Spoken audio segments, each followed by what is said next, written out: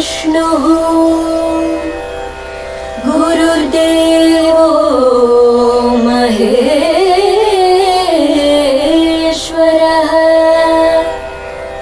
गुरुः साक्षात् परब्रह्म तस्मै श्री गुरवे नमः तस्मै श्री गुरवे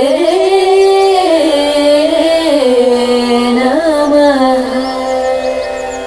జయోస్తు.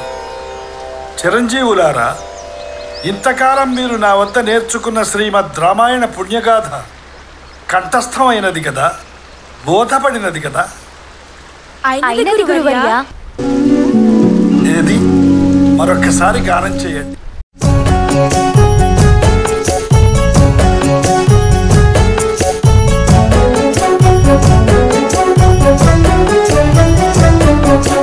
దేవుళ్ళే మెచ్చింది మీ ముందే జరిగింది, వేదంలా నిలిచింది సీతారామ కథ వినుడి ఇక వినుడి, ఆ మహిమే ఇక కనుడి. మీకోసం రాసింది మీ మంచి కోరింది, మీ ముందుకొచ్చింది సీతారామ కథ వినుడి ఇక వినుడి, ఆ మహిమే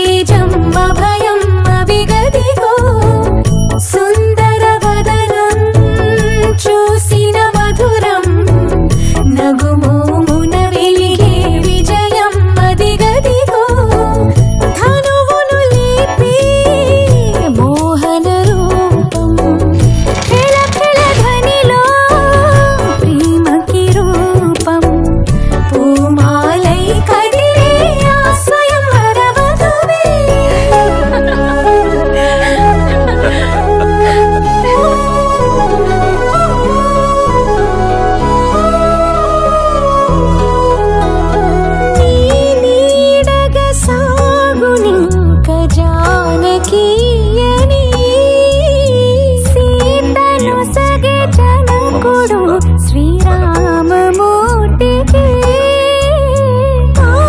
స్పర్శకి ఆలపించే అమృత రాగమే రామాంకితమై హృదయం కలిగి సీతకి శ్రీకరం మనోహరం ఇది వీడని ప్రియబంధమని ఆజాలు బాహుని జత కూడి అవని జాత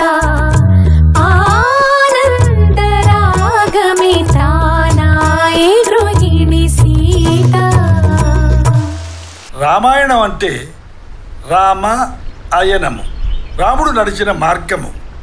అంటే అంటే మనం ఎప్పుడు ఎలా నడుచుకోవాలో, ఎప్పుడు ఏమి చెయ్యాలో, ఏమి చెయ్యకూడదో చెప్పే ధర్మశాస్త్రం. రామాయణంలోని పాత్రల వలన మీరు తెలుసుకున్నది చెప్పండి. దశరథ మహారాజు ఆడి తప్పనివాడు. తన భార్య కైకకిచ్చిన వరం కోసం తన ప్రాణం కన్నా ఎక్కువైన కన్న కొడుకు రాముణ్ణి అడవులకు పంపించాడు. ఆ బాధతో ప్రాణాలు విడిచాడు. అంటే మన ప్రాణం పోయినా సరే ఎన్నడూ ఇచ్చిన మాట తప్పరాదు. ఆయన కుమారుడు రాముడు, ఆయన కూడా సత్యపరాక్రముడే. ఒకే బాణం, ఒకే మాట, ఒకే పత్ని. తండ్రి మాటను నిలపడం కోసం తాను రాజ్యం వద్దని అడవులకు వెళ్లి కష్టాలు అనుభవించాడు. అంటే తల్లిదండ్రులను ఎల్లప్పుడూ గౌరవించాలి. ఇక సీతాదేవి మహాపతివ్రత. భర్త అడవులకు వెళితే రాణివాసపు సుఖాలు వద్దని తాను కూడా నీడలాగా వెంట వెళ్ళి పడరాని కష్టాలు పడింది. రాముడి కథలో తండ్రి కొడుకులు భార్యాభర్తల అనుబంధం వలనే అన్నదమ్ముల ప్రేమను, వినయ విధేయతలను కూడా ఆదర్శంగా తీసుకోవాలి. అన్న సేవ కోసం అడవులకు వెళ్లిన లక్ష్మణుడు రాజ్యం తనకిచ్చినా తీసుకోకుండా రామబంటుగానే సేవించిన భరతుడు. ఆహా, ఎంత గొప్ప సోదరులు! ఇట్టివారి అడుగుజాడలను అనుసరించి మనమందరం నడవాలి. ఈ పుణ్యకథను మీరు లోకమంతా ప్రచారం చెయ్యాలి. చిన్న పెద్ద అందరూ ఈ కథను వినాలి, పాడాలి, పాడించాలి. రాముడు చూపిన బాటలో అందరూ నడవాలి. గుండె గుండెలో గుడి కట్టాలి. అందులో సీతారాములను నిలబెట్టి పూజలు చెయ్యాలి, చేయించాలి.